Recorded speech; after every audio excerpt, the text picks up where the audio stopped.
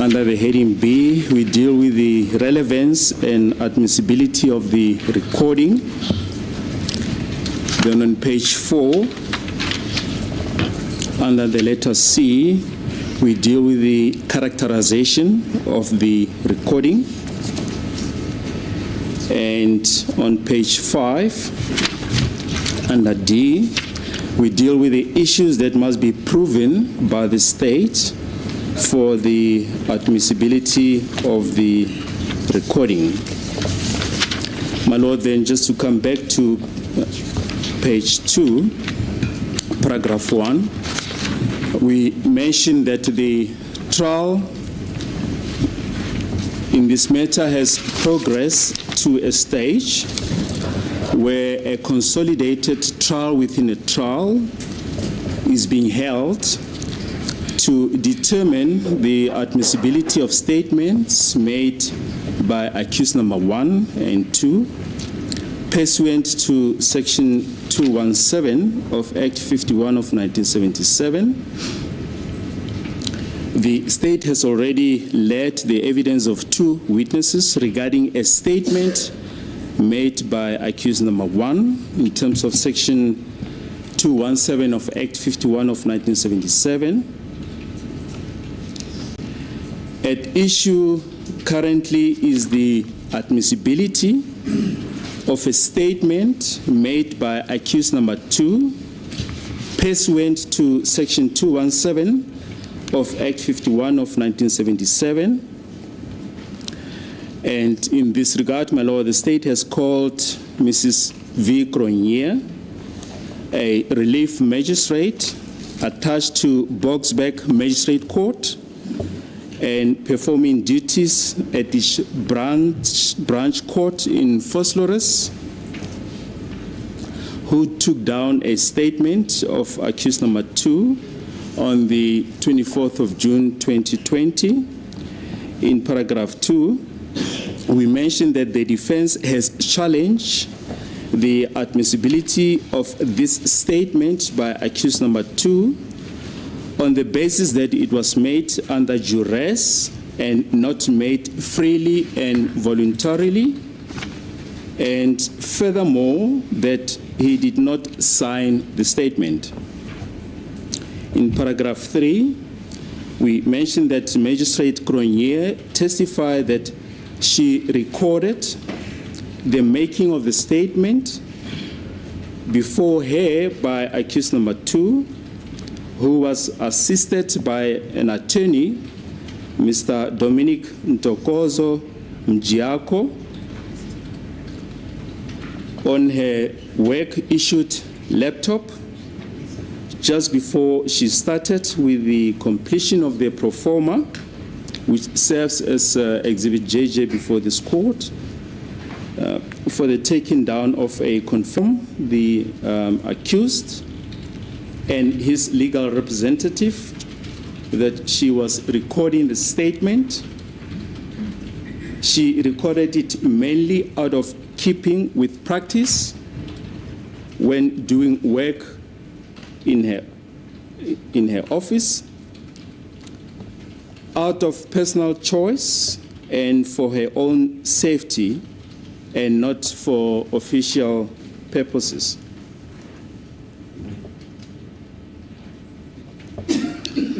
Paragraph 4, the state seeks to tender this recording as evidence.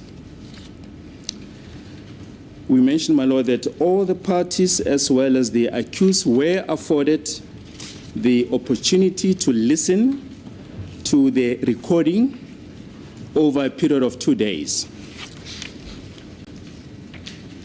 Now, the state seeks to introduce the evidence to supplement the pro forma completed by Magistrate Cronje, insofar as certain details might not appear on the electronic version of the pro forma, Exhibit JJ. Paragraph 5, we mentioned that it was mentioned by counsel for accused 1 and 2, Advocate Ngomezulu, as being, and that the content of the recording must be referred to to an expert. So we submit, my Lord, that the originality and authenticity of the recording is being challenged, hence its admissibility, with the consequence that the state is precluded from playing the recording prior to its to the determination of its admissibility. Then in paragraph 6, we mentioned, my Lord, that yesterday we referred to section 5 of the regulation of interception of communication and provision of communication related information. It's Act 70 of 2002. And section 4, we've already quoted it, but we just want to rehash it. It says, and we quote, any person other than law enforcement officer may intercept any communication if he is a party to the communication, unless such communication is intercepted by such person for the purpose of committing an offense. The court raised the issue during the debate yesterday as to whether Section 2 of that Act is not in conflict with Section 4. And we briefly refer to Section 2 of the same Act, which provides that, and we quote, subject to this Act, no person may intentionally intercept or attempt to intercept or authorize or procure any person to intercept or attempt to transmission, and we close quotation. We submit, my Lord, that the intention of the legislature was to regulate the interception of certain communication. That is very clear from the from the heading of the Act. Mainly for purposes of committing a crime, as mentioned in Section 4. And we make the point, my Lord, that hence a magistrate permission is required to access a person's cell phone data, and that can only be done in the course of a criminal investigation. We therefore submit, my Lord, that Section 2 does not apply in this matter. If one looks at the definition section of the Act, to a person other than the sender or recipient or intended recipient of that communication, and includes A, the monitoring of any such communication by means of a monitoring device, B, viewing, examination or inspection of the contents of any indirect communication, and C, diversion of any indirect communication from its intended destination to other destination. My Lord, we've mentioned that Ms. Cronje has indicated that the recording in question was not meant for official use, but more out of practice when performing administrative functions to safeguard herself. We therefore, my Lord, submit that the recording doesn't fall within the purview of Section 2. Then, my Lord, coming back to our heads under B, we deal with the relevance and admissibility of the recording. At page 237, they mention that, and we quote, relevance is essentially a matter of reason. And we quote, in law, therefore, when evidence is said to be irrelevant, it means either that as a matter of common sense, it is totally irrelevant, or that for the purpose of the trial, it is not sufficiently relevant to warrant it being received because the practical disadvantages of receiving it outweighs its probative, where the then appellate division held as follows, and we quote, "Any facts are relevant if from their existence inferences may be drawn as to the existence of the fact in issue." Some writers, my lord, use the Latin terms facta probandum, which means that those are facts that need to be proved, or facts that are in dispute, and the term facta probanda, which means the facts that are used to prove the facts that are in dispute. In R versus Trupedo, 1920, also decision of the AD 58 at page 62, the court held as follows, and we quote, "The general rule is that all facts relevant to the issue in legal proceedings may be proved. Much of the law of evidence is concerned with exceptions to this general principle, but where its operation is not excluded, it must remain the fundamental test of admissibility." And, my lord, we just want to emphasize the point that unless the operation of this general rule is excluded, it must remain the fundamental test of admissibility. In paragraph 9, we deal with section 210 of the Criminal Procedure Act 51 of 1977, which reads as follows: "No evidence as to material and which cannot conduce to prove any point or fact at issue in criminal proceedings." Then we refer to a few cases, my lord. We refer to, in paragraph 10, to the case, well-known locus classic supremacy, in fact, be infra. We refer to the quotation later, there's Baleka 1, 2, and 3. We're referring to Baleka and Aras 3. Judge Van Dekos, as he then was, stated as follows at page 1026, C to D, we quote, "It follows from what I have said above that I deal with tape recordings as I would deal with any other type of real evidence tendered where its admissibility is disputed. The test is whether it is relevant. It will be relevant if it has probative value. It will only have probative value if it is linked to the issues to be decided. That link will often have to be supplied by evidence of identification of voices on the tape where the identity of a speaker is an issue. This proof of relevancy need only be prima facie proof. Consequently, no trial within a trial should be held on the question of admissibility." And this was also followed, my lord, in the later case that we'll be referring to of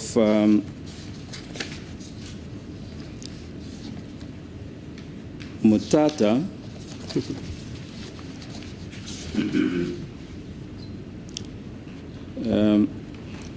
an officer of this court, Nkola John Mutata versus Desmond Ne, regional court or senior magistrate, the then senior magistrate of Pretoria, and the director of public prosecutions. We give the quotation on paragraph 26. We will deal with that case in turn.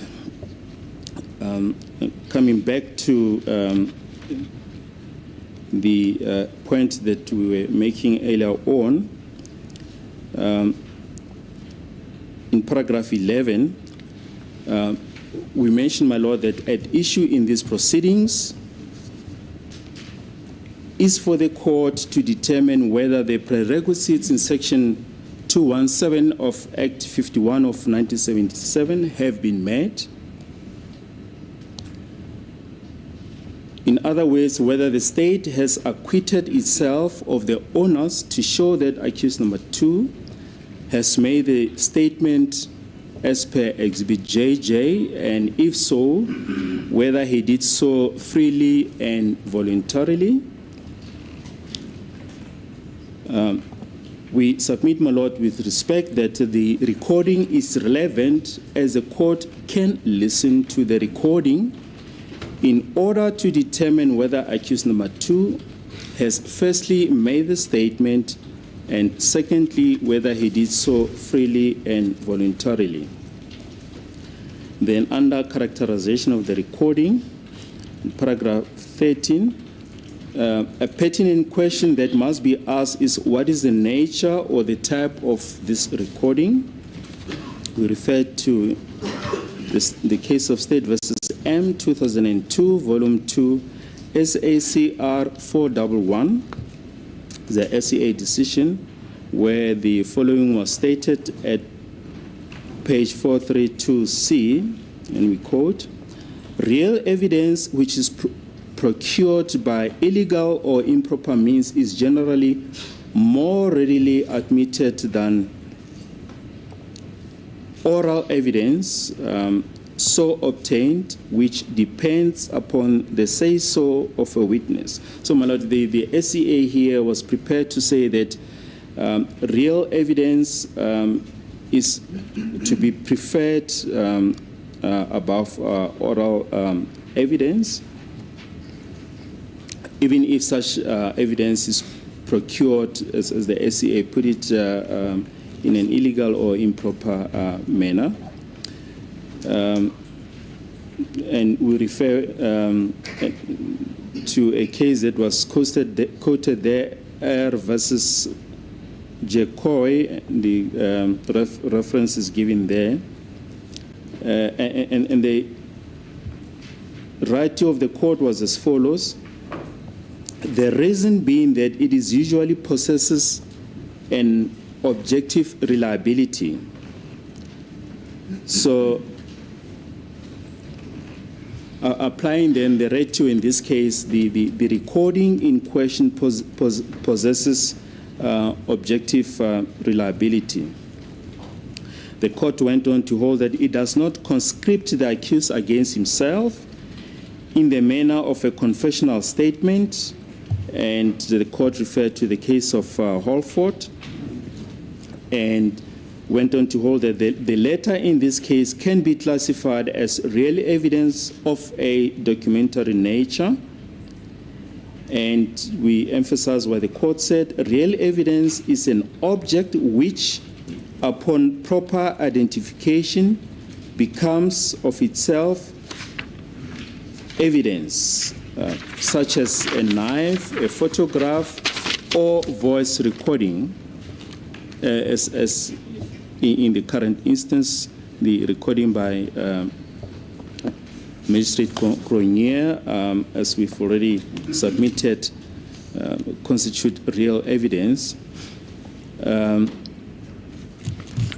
And reference is then made to the Retters Schmidt on Bewijsrecht and Hoffman and Zeffert, South African Law of Evidence. Then in paragraph 40, later on, the court held that, and we quote, "I deal with tape recordings as I would deal with any other type of real evidence tendered where its admissibility is disputed," and we close quotation. Paragraph 15, we refer to the case of S versus Mpumlo and others, 1986, volume 3, SA 485, where the then Judge Mullins had the following to say at page 490, H2I, that, and we quote, "A video film like a tape recording is real evidence as distinct from documentary evidence, and provided it is relevant, it may be produced as admissible evidence subject, of course, to any dispute that may arise, either as to its authenticity or the interpretation thereof, and we close quotation. Paragraph 16. We've already referred to this paragraph when we are dealing with paragraph 13, paragraph 17. We therefore submit, my Lord, that the recording by Magistrate Cronje is real evidence. Then under D, we deal with the issues that must be proven by the state for admissibility of the recording. Paragraph 18. Magistrate Cronje testified that the recording was made on her work-issued laptop, but has been provided to the state on a memory stick, implying that the recording was copied from her laptop computer. And we mentioned, my Lord, that there's been considerable judicial debate concerning the prerequisite for admissibility of tape recordings, and as well as video recordings. We make the submission here that the recording by Magistrate Cronje is similar to tape recording in nature. And as the court mentioned yesterday, there are a number of cases emanating from the Natal Provincial Division, notably State versus Singh and another, 1975, Volume 1, Essay 3, as well as the case of State versus Ramkhobing and others, 1996, Volume 4, Essay 117.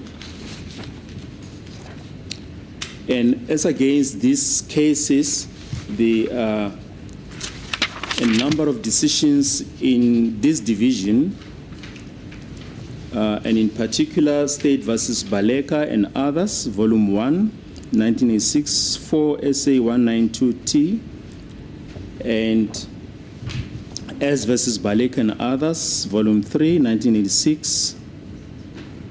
I'm sorry, that's Baleka number 3. The first one was Baleka number 1. This is Baleka number 3, 1986, 4 Essay, page 1005, the decision of the then Transvaal Provincial Division, in which two cases, the decisions in Singh and Ramkhobing were expressly disapproved of,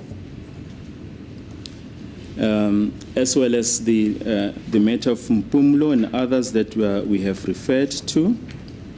We refer to the case of State versus Nevold, 1990. We give the full quotation there, 1990, Volume 4, Essay 217. Decision of the then Appellate Division, where EFR Judge of Appeal pointed out that the difference in approach between these cases came down to the question of whether proof of the authenticity of a recording tendered in evidence was a prerequisite for admissibility. The judge of appeal mentioned that whereas in Singh and Ramkhobing cases, it was held that it was indeed a prerequisite, the contrary view was held, or the contrary was held in the Baleka cases on the ground that a distinction must be drawn between the originality of a recording and authenticity thereof. Wherein Judge Van Dijkhoff, as it then was, held that whereas originality affected admissibility, authenticity did not. And we, in paragraph 20, we again refer to the case of State versus Ramkhobing, where the then Judge President of the Natal Division, Milner JP, held that even though he was bound by the Singh and another decision, he expressed certain reservation at 134E about the correctness of that decision in this regard. In doing so, he referred at page 134J, 135B, to certain American decisions where copies had been admitted on the grounds that they were inter alia as faithful as the originals. He stated, however, that in these cases the original was either produced or its absence was explained to the satisfaction of the court, and the faithfulness of the copy was established by evidence other than the tape recording itself. My Lord, we have Exhibit TT that will establish the faithfulness of the recording. We also have the evidence of Magistrate Cournier, who will confirm the correctness of the copy. In paragraph 21, we refer again to the first Baleka case, wherein Judge Van Dijkhuis criticized the judges in Us versus Singh and another, saying that they had not differentiated between originality and authenticity. And he Fuel for cars that carry cars that carry cars. 4-in-1 technology, perfect for every engine. Called best evidence rule, and is considered when admissibility is decided upon. Authenticity is not a question of admissibility, but of cogency and weight. My Leonard friend, Advocate Nkumazulu, yesterday referred to the best evidence rule. And Judge Van Dijkhuis expressly disapproved of the dictum in Us versus Singh, stating at page 199G that in his view, such recordings were real evidence to which the rules of evidence relating to documents were not applicable. He stated further at page 199J to 200A that even if we were to be wrong in that approach, secondary evidence of the contents of originals was admissible in circumstances where the originals were on the probabilities and for all practical purposes unobtainable. And in this instance, my Lord, Ms. Cournier can testify about the whereabouts of the original recording. And my Lord, we must keep in mind that we're still busy with a trial within a trial. The state is still at liberty to lead evidence regarding the original recording.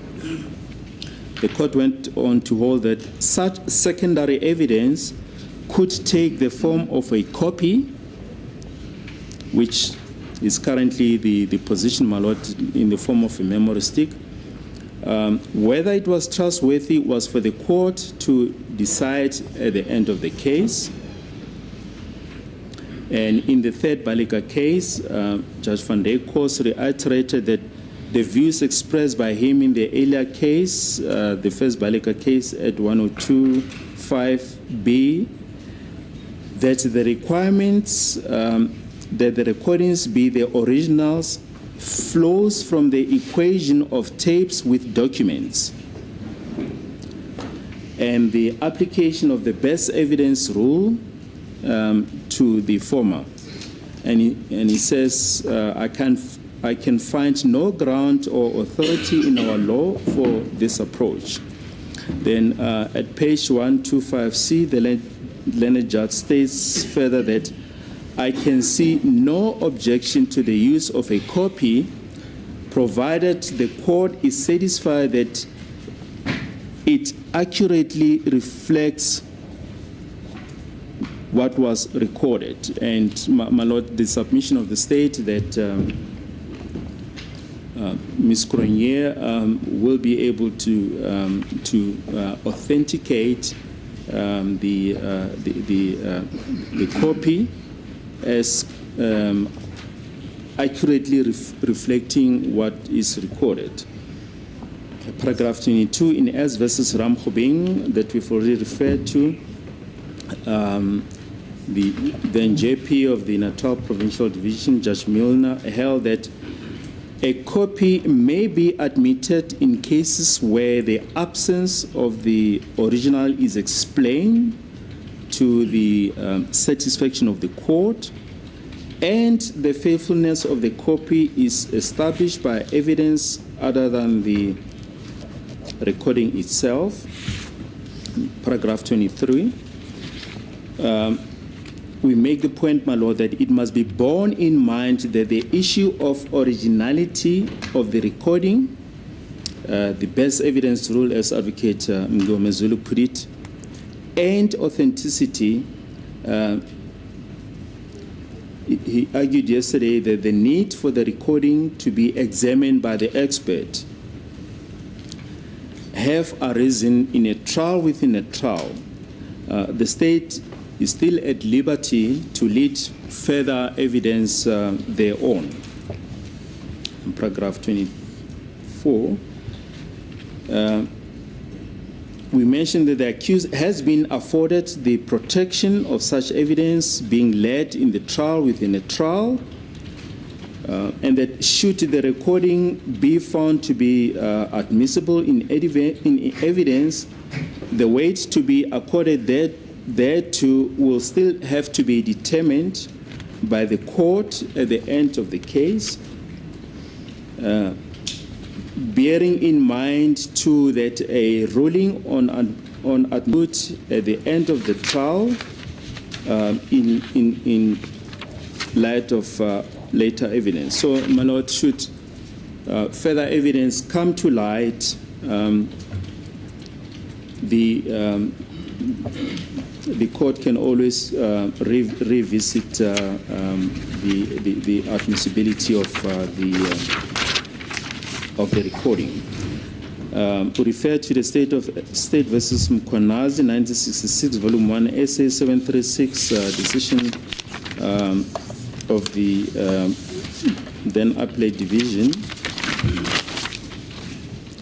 wherein the court held that should they, however, be declared inadmissible, then at the end of the trial, no prejudice would have been occasioned to the accused, as we dealing with a trial within a trial which is insulated from the main trial. And the court makes the when the defense made the point that the court would have then have had sight of such evidence, the court held that judicial officers are almost daily confronted with similar situations, such as, for instance, where a confession provisionally held to be admissible is later extruded from evidence, or where hearsay evidence provisionally admitted is later excluded. The court held that their training equips them to disabuse their minds of such inadmissible evidence. And we once again refer through contradictory and often false evidence and sort it from chaff is the daily task of the judicial officer. It is done in the case of viva voce evidence and can just as easily be done in the case of tape recordings. And in this case, in the case of recording by Magistrate Cronje, in paragraph 25, we mentioned that Magistrate Cronje is the authenticating witness and can testify about the authenticity of the recording and the accuracy thereof. And we refer to the case of State versus Nivot. The quotation will be given later, where in the court held as follows, and we quote, Daarentien is ek nie bereid om as submissie van meneer De Villiers op een stadium gemaak het te aanvaar nie, namelijk dat daar slechts gelet moet word op wat die deskundige getuies waarneming was. Om te hoor watter woorde in hierdie soort opname voorkom, verg geen deskundigheid nie en 'n gerechtshof kan in geval nie sy funksie aan die getuies delegeer nie. Natuurlijk moet aggeslaan word op die getuienis, maar uiteindelik is dit die hof se taak om te bepaal wat die woorde is en deur wie hulle gebruik is. So in other words, my lord, it remains this court's duty to make a finding on the recording, and we submit that the best ways for the court to listen to the recording, which will also assist the court to determine the admissibility or the prerequisites, my lord, as mentioned in section 217.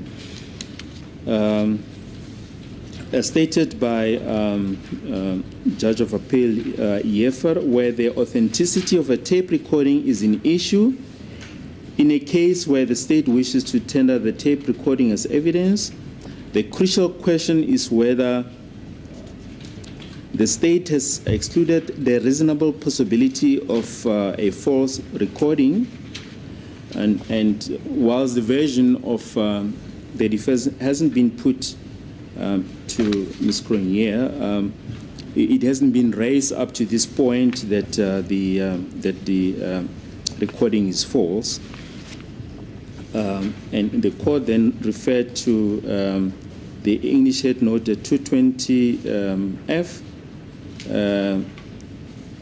wherein the judge held as follows, and quote, the question has to be answered with reference to the cumulative effect of all available indications without the state being expected to exclude every separate factor which might count in favor of the accused.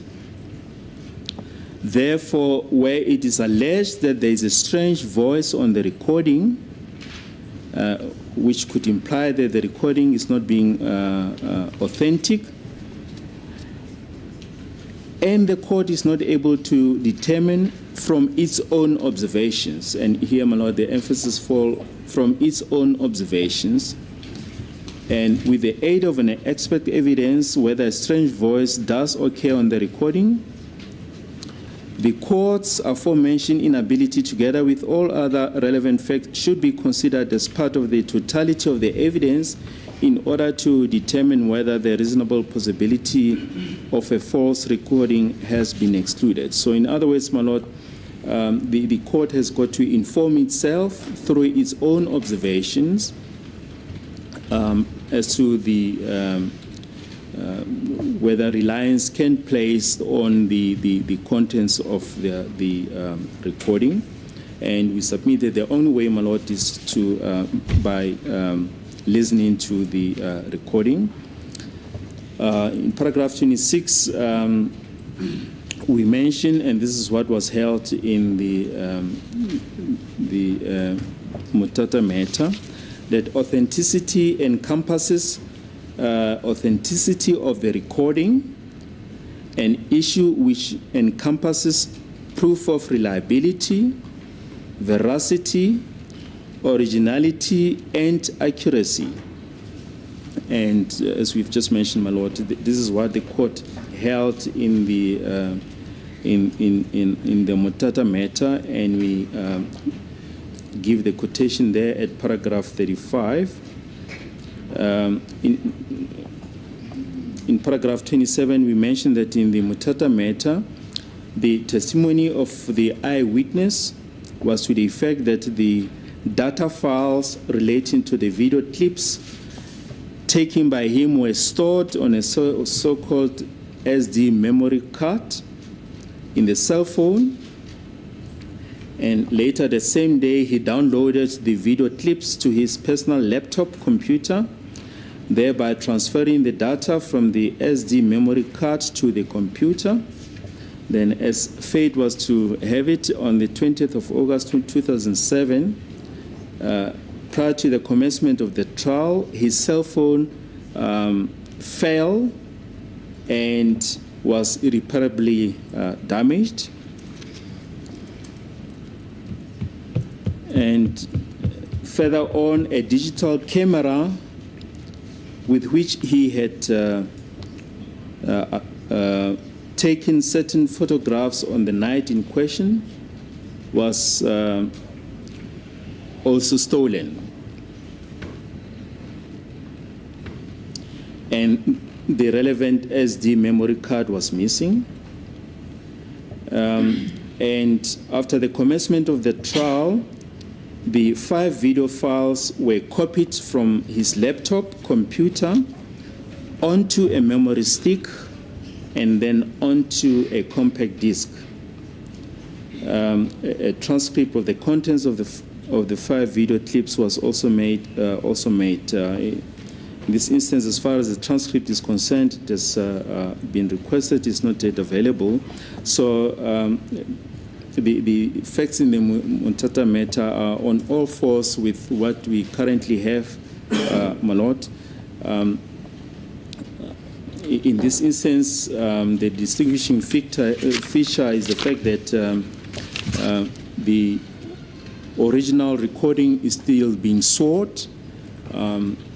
Should the computer is available, I think the evidence of Magistrate Conrad was that the computer is available, and once it's located, the hard drive will then be mirror imaged, and then the original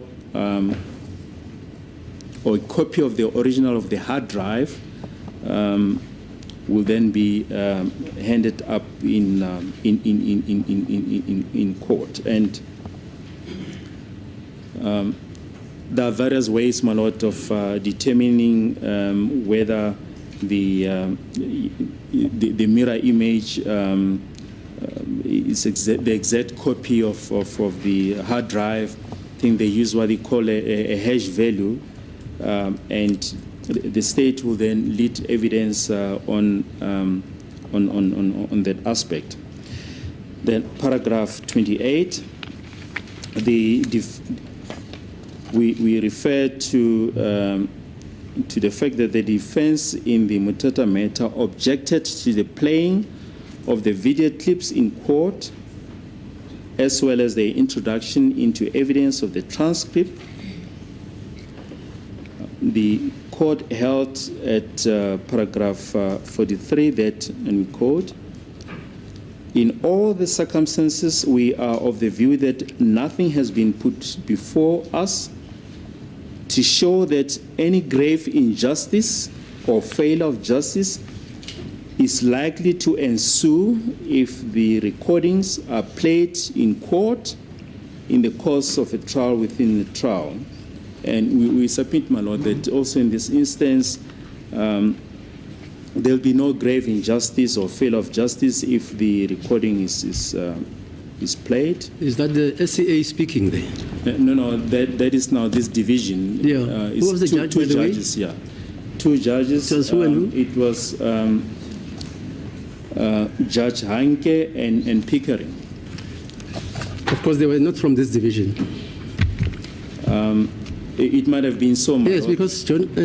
Yes, because my brother John, yes. that judge, yes, was from this division. Was from this division. So it would follow that the source, for fairness and yes, interest of justice, other judges from other divisions, yes, would have to handle the matter. So yes, it was Henke and Pickering. And Pickett. Pickering. Pickering, yeah, from the Eastern Cape. Yes. And Hanke was from the Orange Free State, ne? Yeah. It could be, my lord. Okay, fine. I'm not sure about that. Then finally, my lord, we then make the point, or that court held then that in the Mutata matter that being the case, there are no grounds upon which this court may intervene at this stage of the proceedings in the court below. In the Mutata matter, the application. The parties applied for, or the applicant applied for the review of the proceedings of the lower court, and the court, as we've just mentioned, came to the conclusion that there was no reason to interfere in the proceedings of the lower court, and the application was dismissed. We respectfully submit that the state should be allowed to play the recording. This is as far as we can take our argument. The making of the audio videotape by Mrs. Cronje was not in conflict with the law as espoused in the Yes. Act, is it Act 127 of? Yes, the RICA Act, yes. The RICA Act. Yes. Because the RICA Act, if I recall, says that a person like Mrs. Conrier, who was in effect monitoring and making the audio tape, need not apply for permission from a judge. Yes, that was never the intention of the saying that she was monitoring the communication. No. Yes. In a sense, she would be said to be monitoring because she was listening and taping. We would submit that she was merely recording. Recording, okay. Yes, not for the purpose of committing a crime. Yes, indeed, my lord, and that is what the RICA Act, what the legislator had had in mind with the RICA legislation.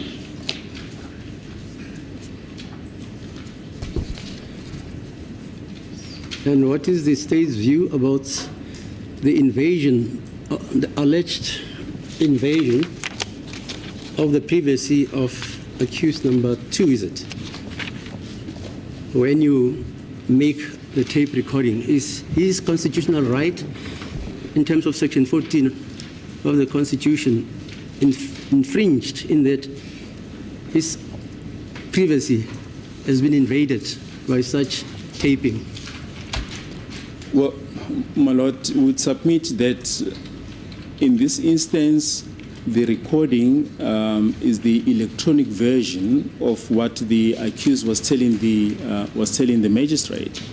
So we submit that there's no room to argue that his privacy was infringed. He was in front of a magistrate. All that the magistrate did, my lord, was just to keep a record. To keep a record of those proceedings. I'm not sure if one can argue that his privacy has been infringed, as it was just a recorder or a recording of Exhibit JJ. What the accused was, out of his own volition, telling the magistrate of his knowledge of the allegations that were being leveled against him. Is the state's contention that let me ask this: what was the primary evidence? Because the primary evidence, as we indicated, my lord, is the work issued laptop that Mrs. Grenier recorded the proceedings on. And as indicated, my lord, I think Ms. Grenier did testify that that laptop is still available. Yes. So the state is still at liberty to, and that's what the state is going to do, to trace the laptop and then have a mirror image made of Evidence which is still being contested at this stage in a trial within a trial, which we all know that the findings thereof and the evidence subsequently thereof, unless there is agreement between the parties, has to be compartmentalized on its own. Only maybe you could argue that the finding by this court to the contrary, I don't want to presume, to the contrary, may come to a point where that evidence is not related further in the trial itself, because these are two exigencies. Yes. Mr. Ngomezulu says there is need for an expert. We heard him yesterday. Yes. When I said... Yes, he mentioned that. Yeah. At this stage, is it possible to appoint an expert? But if the exigency arises or the need arises? But, my lord, we submit that there's no need, as we mentioned, that all that needs to happen is that the hard drive is retrieved from the laptop, a mirror image is then made, and is then made available to court. We don't need an expert. And at this stage, as I understand it, all the parties listened to except the court, yes. listened to the audio recording of that tape. Is that not so? Yes, indeed. Over a period of 2 days. The accused have also been afforded the opportunity. They also listened? Yes.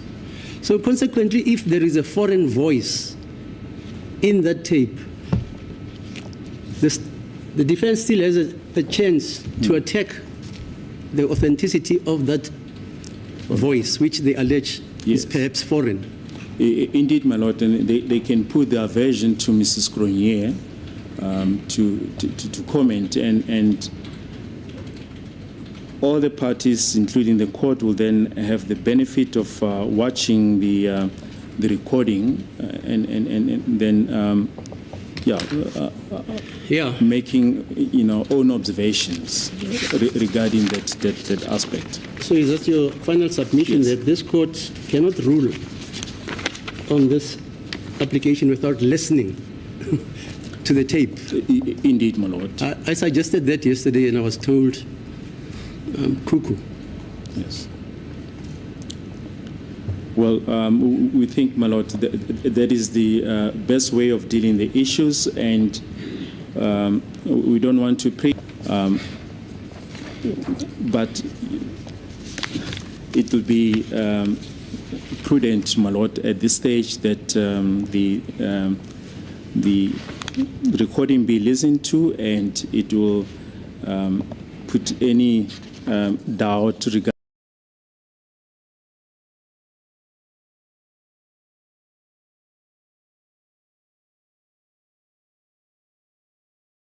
Yes, Mr. Ngomezu. As it pleases the court, my lord.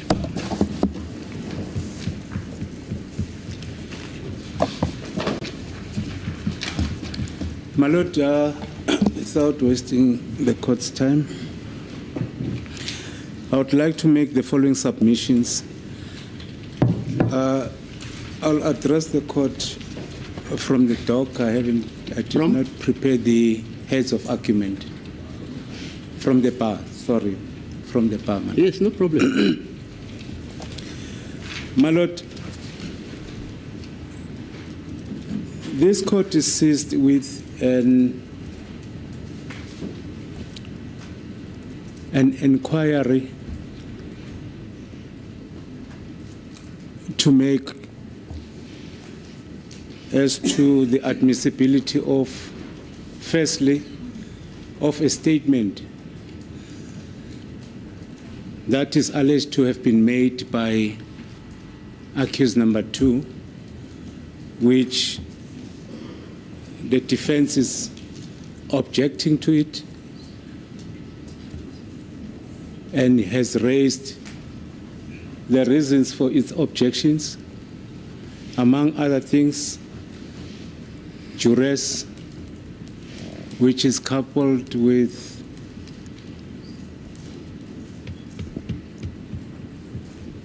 non-compliance with free and voluntary, and it was not made in his sound and sober senses. Okay, I'm sorry to interfere. I'm sorry to interfere.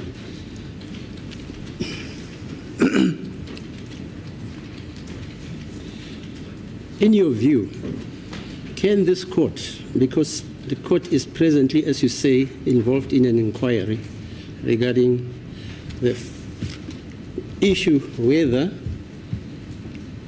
the statement or the impugned statement or confession is alleged by the defense not to have been made freely and voluntarily, etc., right? That's correct.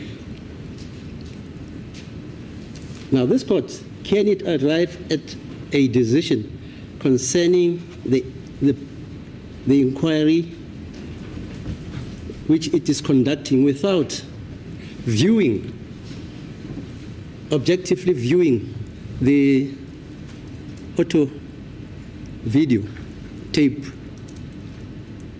I know your submission is that this court shouldn't view it. That's correct.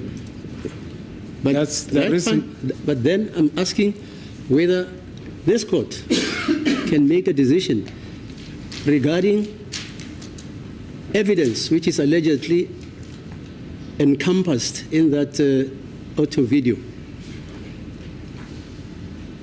without this court having viewed it. It is indeed so, my lord.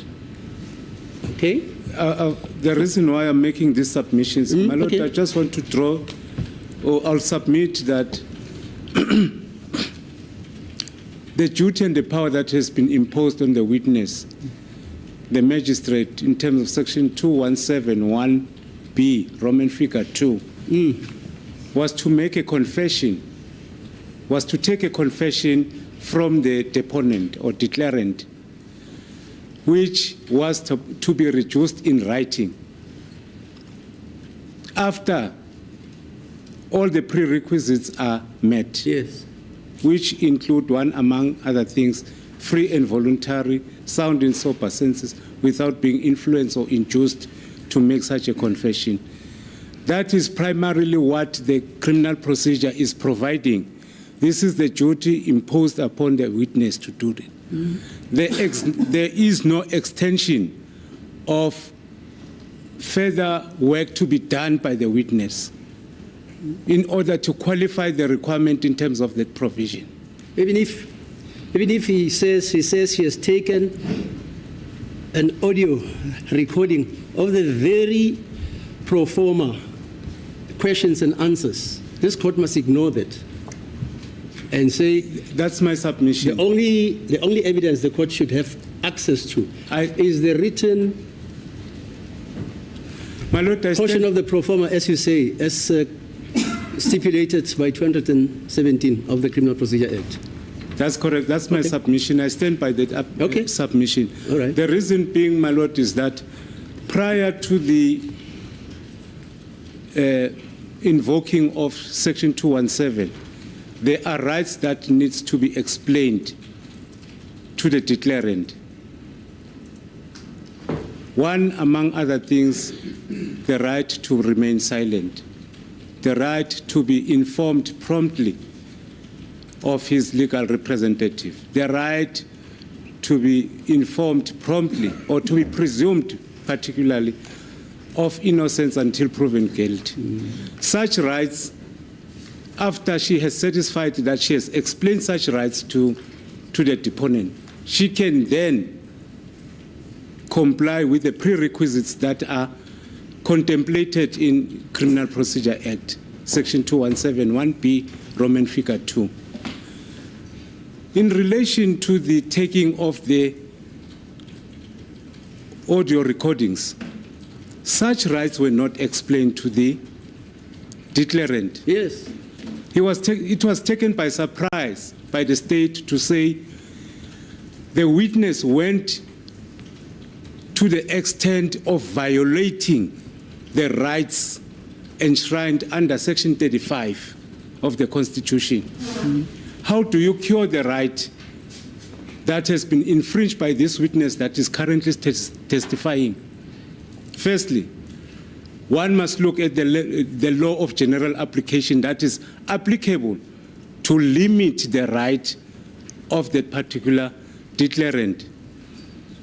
At present moment, the state has not advanced any available law of general application except to quote a provision which has not been enacted with the given powers that were given to the presiding officer or the judicial officer who took the confession.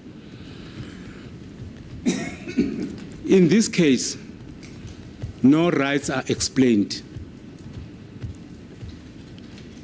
Indeed so, my Lord, even if we are still contesting the fact that it has been taken freely and voluntarily, but we still maintain that a right has been infringed. No, fine, I hear you. Yes. But you see, we're dealing with technology. When you say no rights were explained, that recording says it recorded, according to Mrs. Cronje, it records the conversation she had with accused number 2. It records that I'm warning you. Do you still want to make a statement even after I've advised you that this and this and this and this? It records that. My Lord, wait. There is no new information which Ms. Cronje says recorded, unless you want to submit that because of authenticity. It's possible that he recorded other things. I'll get to that, my Lord. Okay. I'm still busy with the rights of the accused. Right. The issue of originality and authenticity, this is what I'm going to argue on in relation to what has been submitted by the state. Okay. But the point of contention at the moment, currently, is that a situation where a right has been recorded is a different situation where a right has been explained to the declarant to the effect that you must know that I am going to take your confession in writing, but you must know further that I'm going to record what you're going to say. That's our point of contention. Fine. I hear you. Yes. Hence, my submission in relation to the right is that it has been infringed. There's no way that such right, after it has been infringed, it can be cured. Okay. Furthermore,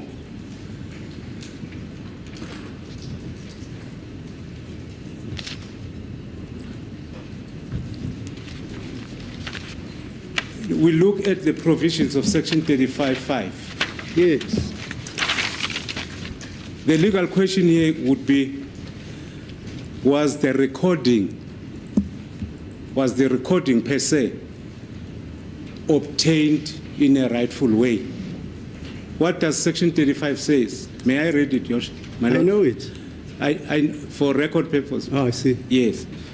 It provides that evidence obtained in a manner that violates any right in the Bill of Rights must be excluded if the admission of that evidence would render the trial unfair.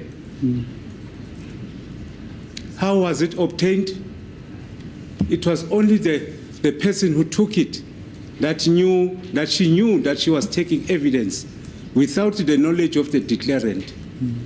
Recordings should be excluded in the circumstances that they will definitely violate the rights that are enshrined in the Bill of Rights or the administration of justice. That will be supported by a case law in Gumeta versus the state and state versus Magwaza. I'll give the full citations, where in both cases, the courts came to a conclusion that such evidence that has been obtained where a right has been infringed were excluded. Okay. My Lord, yes. In conclusion, on the fact of Section 217(1)(b), Roman figure 2, I'll make submissions in relation to what was submitted in the case of Ngola Mtata versus Dinaya and the Director of Public Prosecutions. One of the submissions that the counsel for the applicant submitted was also relied on the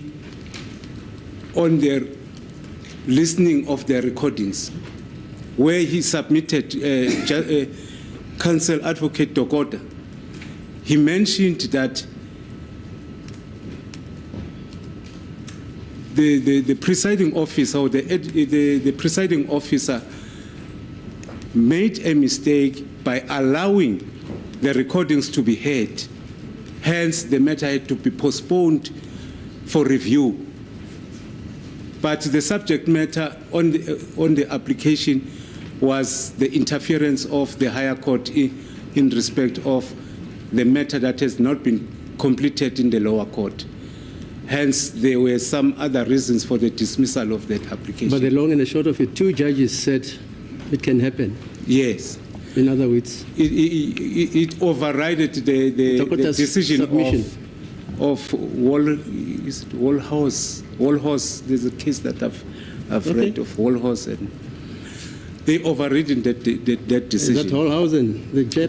That's correct. I know, that's the Burramach story. That's correct. Yeah, I know that.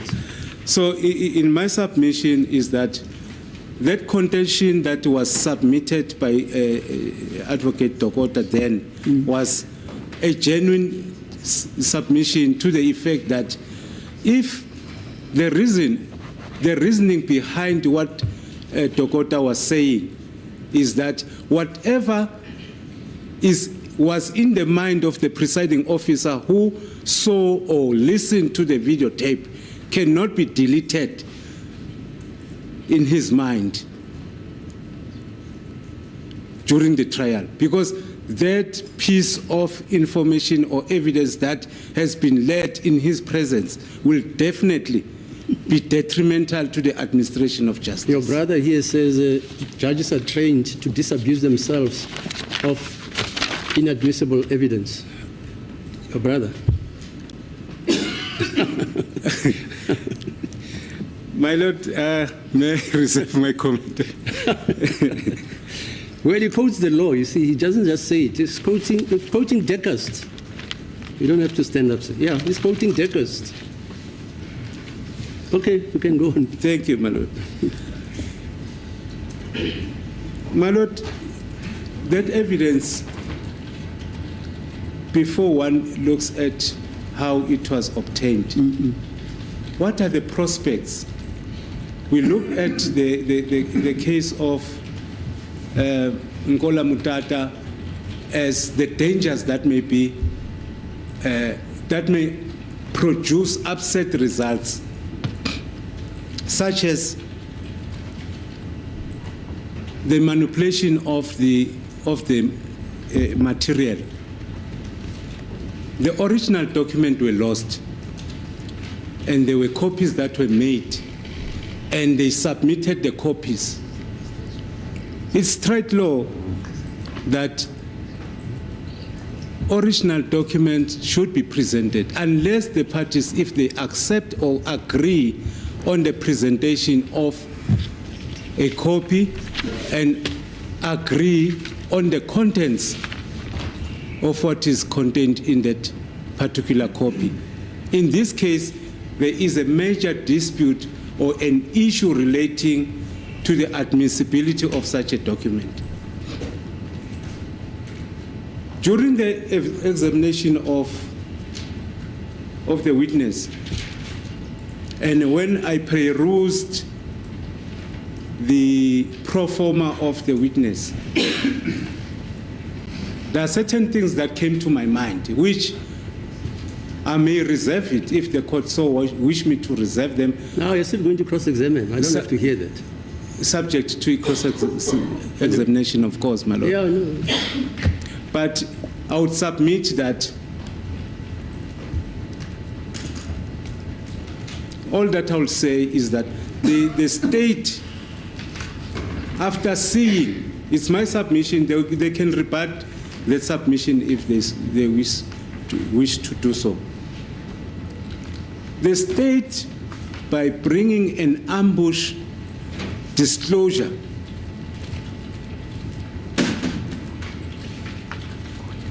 so that there might be patent and latent defects on the pro forma.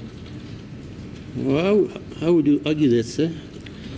I'll be. No, but listen to what you're saying.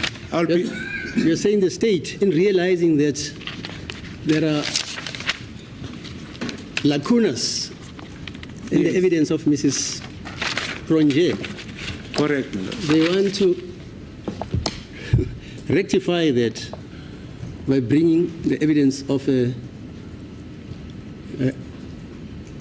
tape. Of the audio. tape. Yeah. That's correct, my lord, because to their recordings.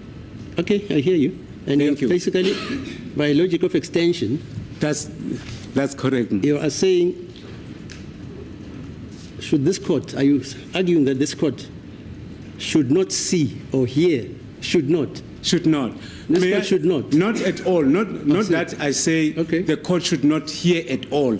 The court should actually ventilate the issue first of what it has been provided with. That's my submission.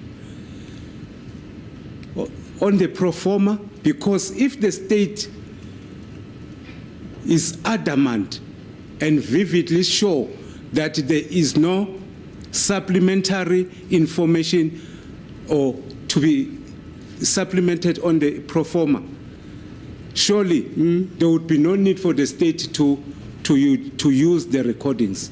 All right, let me remind you what I said when all of you told me that that portion must be redacted. That portion must be redacted. And I said, when you say it must be redacted, are you saying I mustn't see it?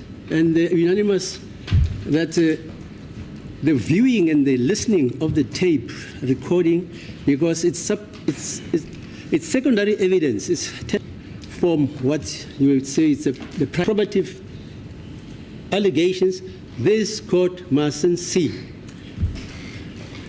And it was an agreement between you and the state. So the reduction,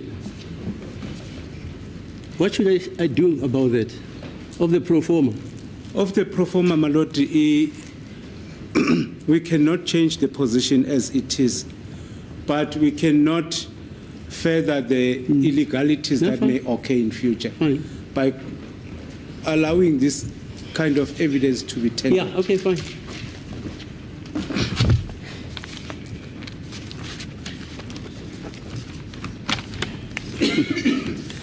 My lord, in relation to the aspect of the authenticity of the document, Tape. the tape. Oh, yes, thank you, my lord, for correction. Of the tape. On the aspect as it has been contended or held in Balega's case, that the originality defeats the admissibility of that particular evidence. But the authenticity does not, because it has its own effect.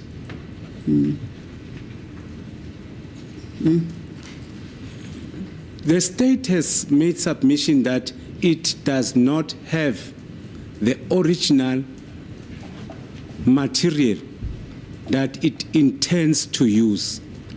No, that's not how I understood your learned colleague. I mean, He says the computer is available. What was manufactured out of that the computer was the stick, the memory stick. He says the original, in other words, the original recording is encased in the computer.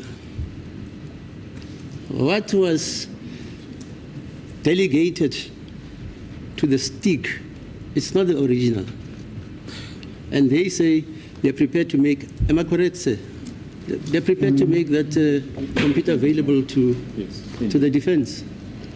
my lord, be as it may, Okay. be as it may, the fact that the originality of the material, if In other words, Mr. Baloyi says the originality is immutable. In That's other correct. words, it exists as we're speaking to you. That's correct. It's not like a document in the case of my brother Motata, which was lost. The computer was lost, etc., etc., etc. And that evidence had to be reconstituted, and it could never be original. that's correct. Okay, right. The principle of best evidence Yeah. must also apply. Yes. It must apply. You're right, sir. And the evidence of an expert, because at the stage when such a production was made or intended to be made, there was no agreement between the parties after listening to the tape that the person, the speaker, is the one that is alleged to have made a written confession. If the court was to be invited to listen to the tape, Why don't you want to invite the court? the court will come to a fair conclusion, because there's already an evidence before this honorable court. Yeah. In the event, my lord, there was no tape recording, the implication cannot be said. The court would have a difficulty in finding in favor of admitting that evidence. It would still make a difference. It would still Yes, make a I hear you. conclusion. I hear you. Hence, it is my submission, and my colleagues, I think, they will submit further in relation to Okay, no, fine. court places. Okay, no, I just want you to address me on this. This is old law, 1952-3.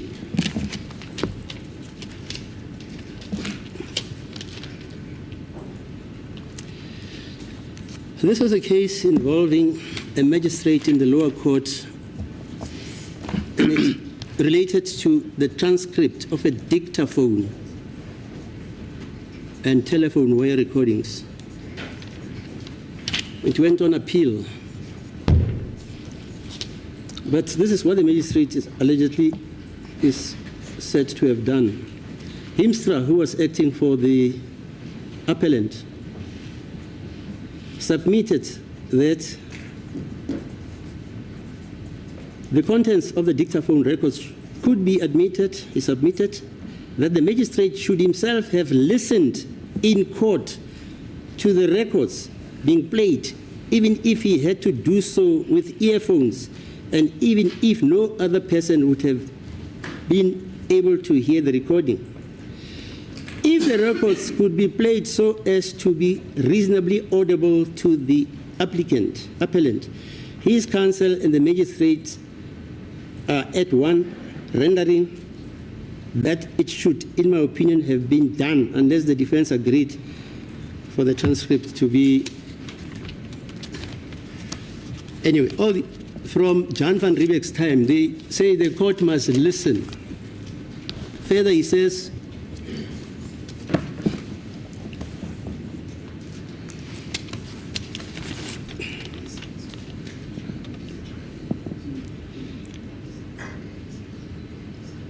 the case of a photograph, the court itself looks at it, whereas the court did not itself hear the recording. If the recording could be done so as to be audible to the court and the parties there, it is, in my opinion, there's no reason why the judicial officer should not himself listen to the recording instead of being told by some other person what he has heard. If that were done, there can, in my opinion, be no doubt that a witness could be permitted to testify whether any of the voices recorded were, in his opinion, that of any particular person with whom he interacted. So you say I shouldn't listen? My Lord, I still stand by my submission. Yeah, because fine.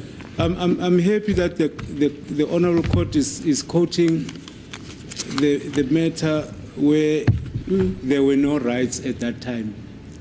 More truth today because there are rights. Today we are protected by rights, Yeah. and such rights are violated. So, It's the other way around. There were no rights then. It was the discretion of the judicial officer. That's Today, correct. the judicial officer is bound by the Constitution. By the Constitution. Right, okay, you can In go this on. case, that's the reason why we rise to submit Okay.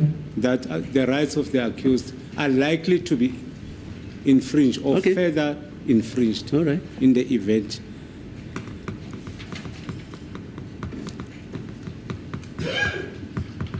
I'm not sure. My Lord, I've addressed the court. No. You're at I liberty think, to... is there anything that maybe the court wants me Now, to let's hear your address? colleagues first. If at the moment you're saying, Tata Ikefu, Yes. let's hear the others. And then we can come and revisit some of the questions I want to put to even to your learned colleague and all of you.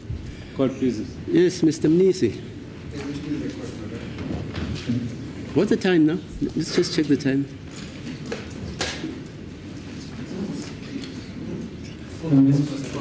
Oh, okay. Let's continue then.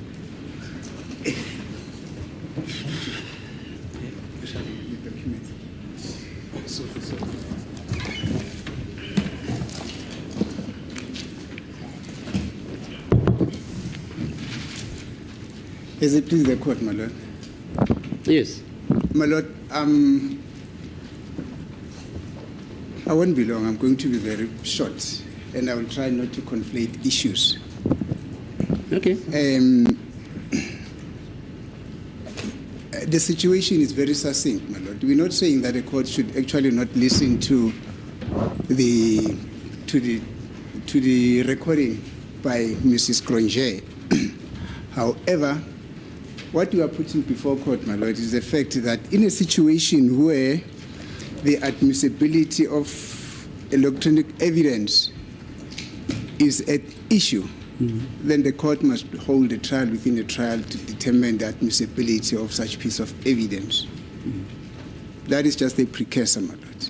It will then, only after the court has made a ruling that such evidence gets to be admissible, then the court will then go on and listen to such recording, my lord. Yeah, but you're correct, Mr. Mnisi. Yes. But the fact of the matter is, you see, we started with accused number 1 when he contested the admissibility of the alleged confession. Yes, my lord. Before Mboto. And the court, because as you know, the accused are charged with conspiring in the pursuance of a common purpose. Yes, my lord. So maybe it will be tautologous if I say I obviously did make a ruling that a trial within a trial must be held. Now that we are dealing with the interception of communications in terms of the act, Yes, my lord. we must hold another trial within a trial. We are holding a trial within a trial. It's a continuous exercise, okay? That is the procedure, my lord. I think the court has already been referred to the quite. Mutata case. Yes, yes. Just a very brief about what happened at Mutata Yes, case. The court that was hearing the matter at the regional court in Joburg had a trial within a trial to decide on the admissibility of the evidence that was contested then, which was the recording from the cell phone and all those gadgets. Judge Mutata, and then final ruling of that court was to the effect that there's nothing wrong in the court listening to that audio hearing. That is after a trial within a trial was then held. Mr. Mutata, Judge Mutata was not happy with that decision, and then he took it on appeal. On appeal, unfortunately, things did not go his way. That is basically what we're saying here, that there should be a precursor. There should be a precursor to a hearing of this audio by the court. What is the precursor? What is the precursor, according to you? In other words, we should not put the cart before the horses. And the horses should always be in front. What are the horses?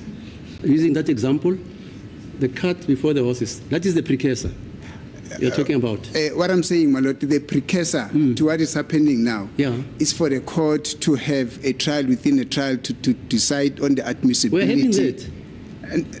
And that is very different, my lord. We are having a trial within a trial to decide on the admissibility of the confession, the pointing out, and the other document as well, but not specifically with regard to now the new information or evidence that is now contained. So we must have two trials within a trial.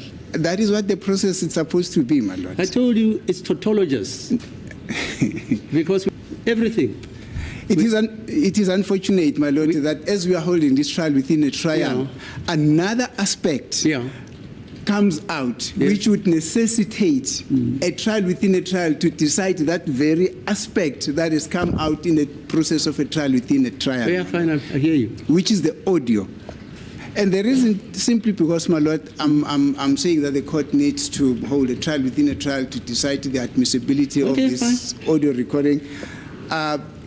Mentioned in the Electronic and Communications and Transaction Act 2002. I think they are there in section 15 of the Act, which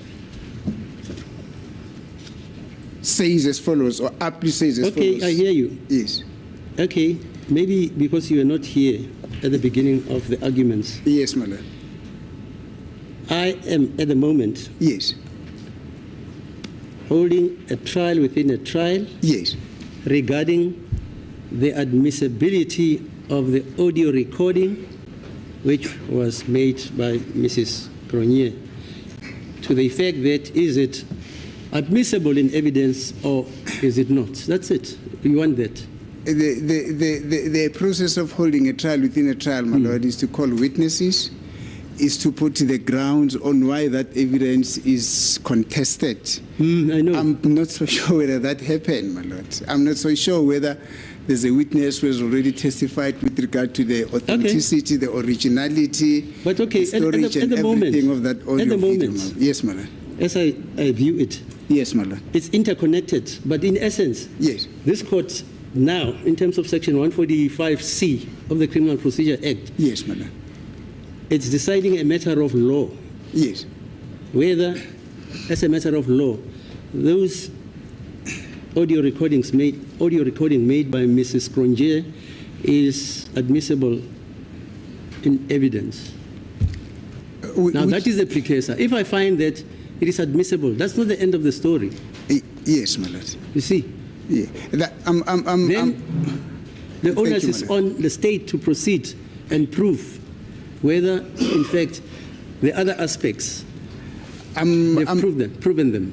I'm well aware, my lord, that at the end of it all, the fact that the court has ruled that the audio recording is admissible or not, it's not, or not, let me say, if the court rules that it is admissible, that is not the end of the story. Yeah, I think that aspect has been touched upon by my colleague. Speaking, yes. It's not evidence which determines whether this court is holding a trial within a trial. Are you with me? I did not get that, my lord. The decisiveness of this court finding that the evidence regarding the tape recording is admissible, right? Yes, my lord. The trial within a trial is still continuing because of Mrs. Grenier, yes, who was testifying in a trial within a trial pursuant to Section 217. From where I'm standing, my lord, I think these are two processes that Yes, they are. You're right. that are not the same. Okay, fine. Because the first trial within a trial has got to do with The statement. the admissibility of the statement Right. that we allegedly made by the accused. Right.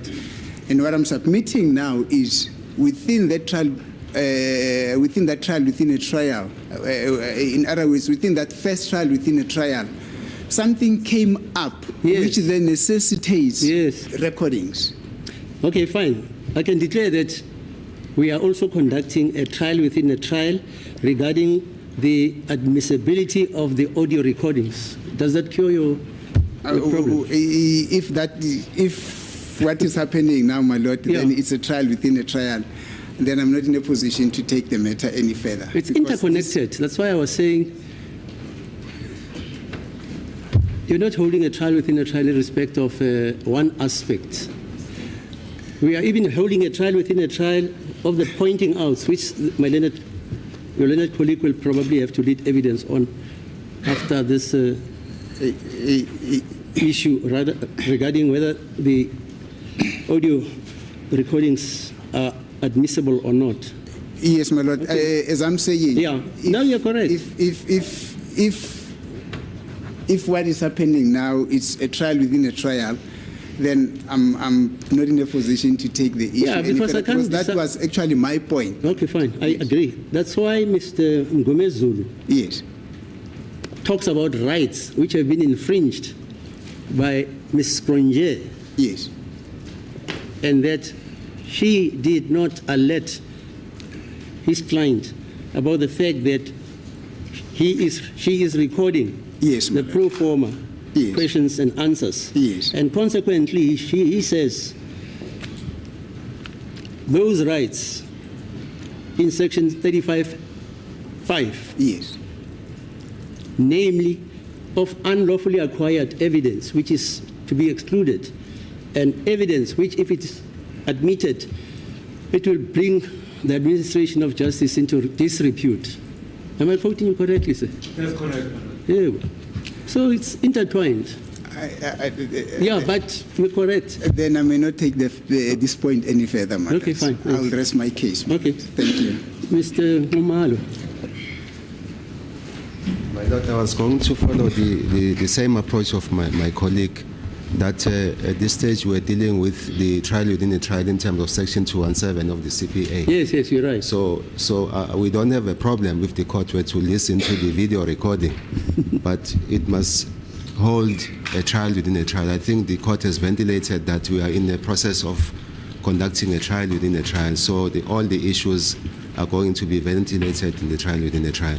No. But I wish. Let's be tautologious. We are holding a trial within a trial, being coerced, Yes. right? Yes. And during that, the viewer of the deponent, accused number 2, gives evidence regarding the questions and answers she asked of number 2. Yes. And then it transpires that There's a video. there's a recording, audio recording. Audio, yes. Right? Audio recording, yes. And now you guys are contesting the admissibility of that. Yes, yes, Right? yes. That's why I say it's intertwined with the trial within a trial which we are Yes. holding for accused number Yes, 2, yes. whether the statement Yes. or confession he made is admissible or not. Yes. It incorporates even the statement, the audio Yes. recording which was made by Mrs. Pronier, Yes. because that audio Yes. is made during the course and scope of Mrs. Pronier interviewing Yes, accused number 2, yes, and it extrapolates to whether now that audio video recording is it admissible Yes. as evidence. yes, yes. So we can incorporate the whole thing. I don't. The facts incorporate that, not Yes. me. As long as there is going to be a trial within a trial as well to ventilate the issue of the audio recording. But I tend to disagree with my learned colleague for the state, my lord, that the RICA Act is applicable. Is that so? Okay. Yes. The act that is applicable in the whole process, it is the 127. Electronic Communications and Transactions number? Act It's Act number 25 of 2002. Yes. The relevant provision. On to that, I'm sure. Yes, he will Okay, respond. I'm thanks. sure. Yes, thanks. Thank you. Yeah, yes, Mr. Mchololo. Thank you, my lord. My lord, firstly, I would like to respond to paragraph 11 of the submissions made by the state in the heads of arguments. okay. My lord. Yes. Which says, my lord, it's paragraph 11. Yeah, okay. Yes. It says, at issue in these proceedings will be for the court to determine whether the prerequisites of Section 217 of Act 51 of 1977 have been met, whether the state has acquitted itself of the honors to show that accused number 2 has made a statement as per Exhibit JJ, and if so, whether he did so freely and voluntarily. My response, my lord, to that, and I would like to draw this court to the attention of the case of S versus Magwaza. My lord, I'm reading it from Yeah, I've got the case of Magwaza here. Yes, Magwaza. Yeah. 2016, volume 1, SACR 53 in bracket SCA. Okay. Where the tractions exclusionary provisions, section 35(5), my lord, applicable in this case.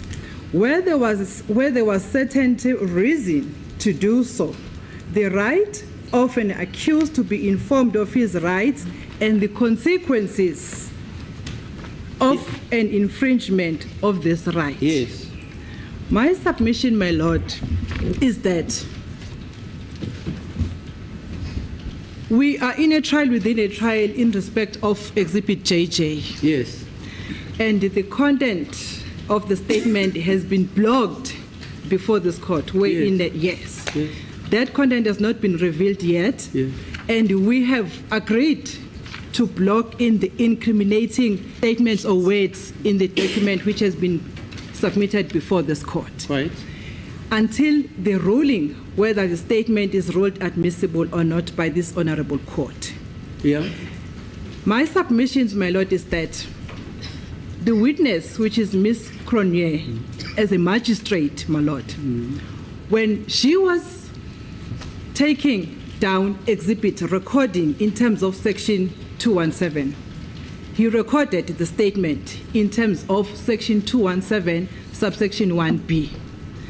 But the case law, which is ACA that I've just referred this court to, says the requirement of section 217 only is not sufficient. No, of course not. Yes, my lord. The Constitution, the whole Constitution is applicable. Yes, my lord. And then in this case, my lord, I submit, my lord, that above meeting the requirements, if they were met, of section 217, the magistrate who is the witness ought to have explained the constitutional rights of the accused specific to the recording, to say that above what I will be recording, what I will be taking down in the statement, in the document, I will also be recording, and the voice recording will be used in court against you.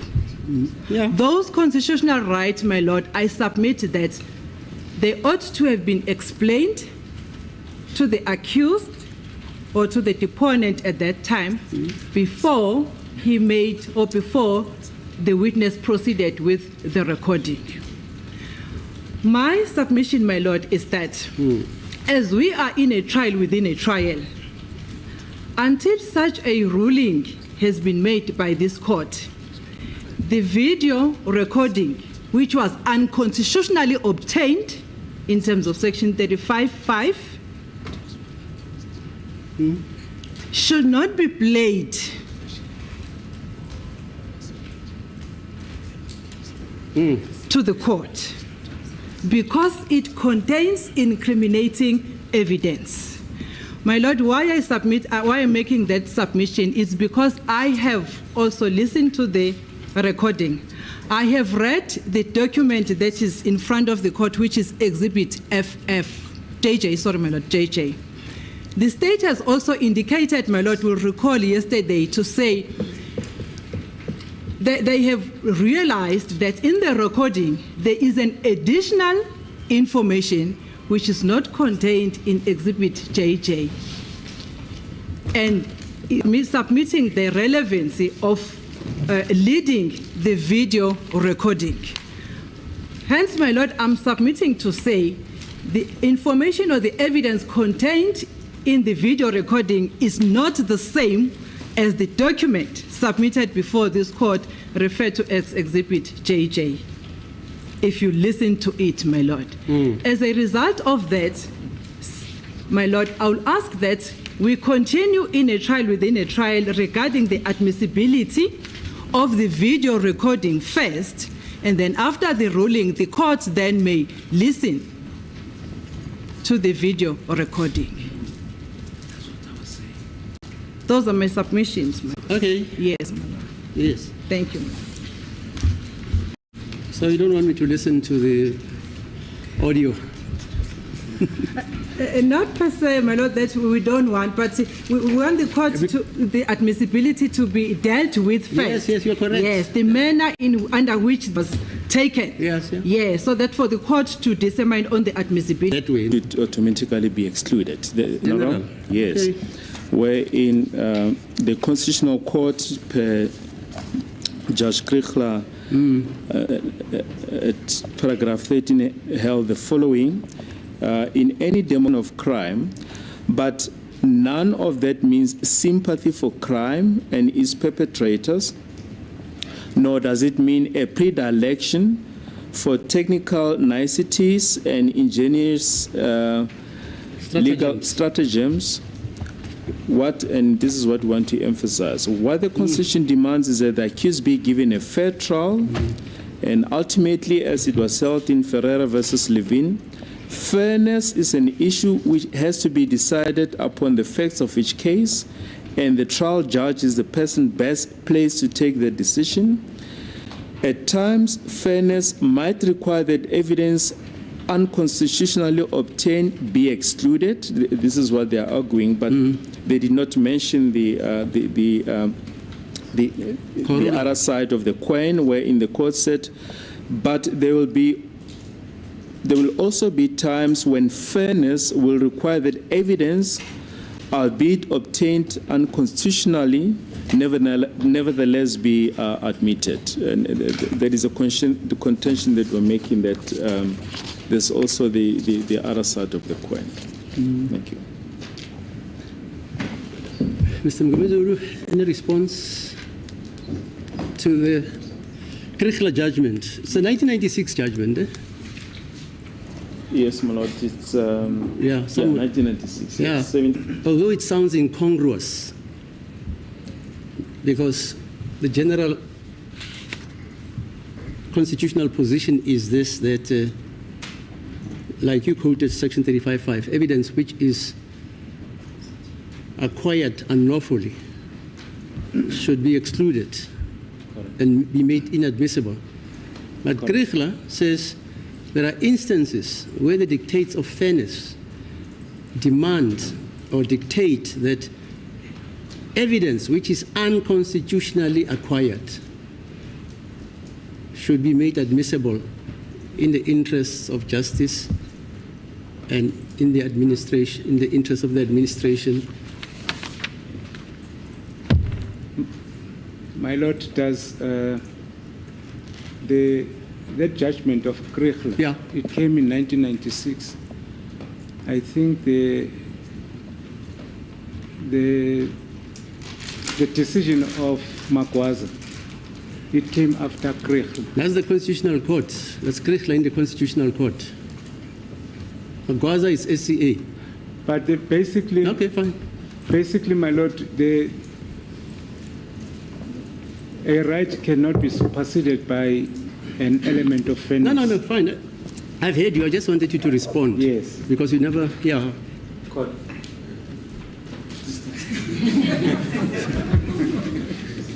Are you responding also to the Krichler statement?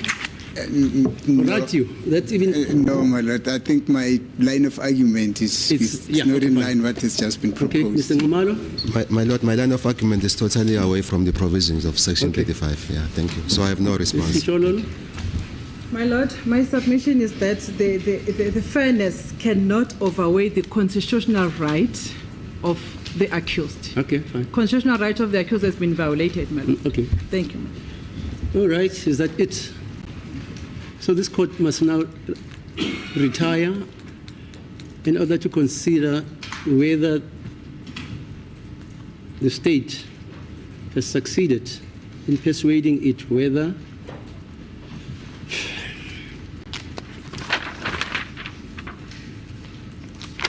the rights, whether the tape, audio tape recording is admissible, and consequently also whether, even if the rights of, if the rights of accused number 2 have been infringed, I should rule against the admission into evidence of that tape. Is that not what I should decide? Okay. Inkantolo manje kufanele ukuthi iyothatha isinqumo ngoba ke izethulo ezenziwayo lana zenziwa ke kuyinhlangothi ezimbili shisi ngokuhlangothi ucela ke ukuthi le recording ngoba siyazi ukuthi udaba manje I recording ukuthi ke kufanele ukuthi ke yamukeleke na njengobufakazi noma ibe ingxenye yobufakazi kolunye uhlangothi ke abameli bona bathi cha lokho akufanele bathi futhi nenkantolo kufanele nje ingayilalelike noma ingayibukike manje leyo recording so umehluleli uthi ke manje kufanele ke ahamba uyothatha isinqumo emuva kokuthi ke sekwenziwe izithulo futhi be lethe ngaphambili ke amacala amaningi ke afanele inkantolo iwabheke nanjengomzekelo ukuthi ke ahambisana nesinqumo sokuthi bheke abanye nesinqumo sokuthi cha ingayibheki inkantolo ithi ke manje kufanele uyothatha noma uyakwenza leso sinqumo leso.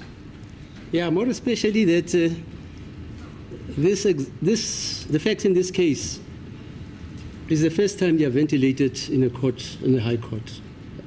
Am I right, Mr. Mgomezulu? That's correct. I've read all the cases, all of them, starting from the 20s, making of a recording of the pro forma question and answers encapsulated in terms of Section 217. Am I correct? Maybe you've read more cases than me. Yeah, consequently, I've got to really consider this decision carefully. Okay, so the court will adjourn. When should we reconvene? Because we don't have any other witness now. Yeah, Ms. Kronyesi and the interpreter, but we can No, make she can't be cross-examined before. alternative arrangements. Yeah. Yes. You'll have to make arrangements. Friday, you were intending to do what? That is tomorrow. Yeah, you were intending to do what? Yeah, well, we foresaw that You saw the that cross-examination might overlap to the Tax Friday. Constable judgment. I'm sorry? Get a tank like Tax Constable. No. Uitspraak, No. What we envisage is the two witnesses are waiting in the wings in case judgment is given. What is that? Waiting in the wings? They are just ready in case judgment is handed down. You know.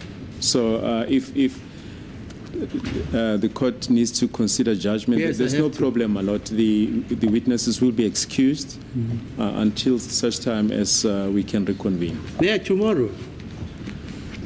I've listened to all the arguments.